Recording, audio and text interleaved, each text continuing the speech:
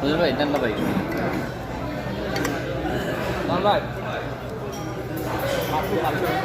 Mushroom না, অনুভূতি কেমন দেখি বলেন, এটার দিকে তাকে বলেন। এটা গলার জন্য খুবই ভালো, গরম গলার জন্য খুবই ভালো, আমার খুব ভালো লাগতেছে। গরম গরম খেতে গলা থেকে যখন নামতেছে মানে আমার খুব ভালো লাগতেছে। আমার কাছেও অনেক ভালো লাগছে, অসাধারণ এক কথায়। আপনারা সবাই ট্রাই করতে পারেন। Thank you. বুঝলেন ভাই, দেন না ভাই।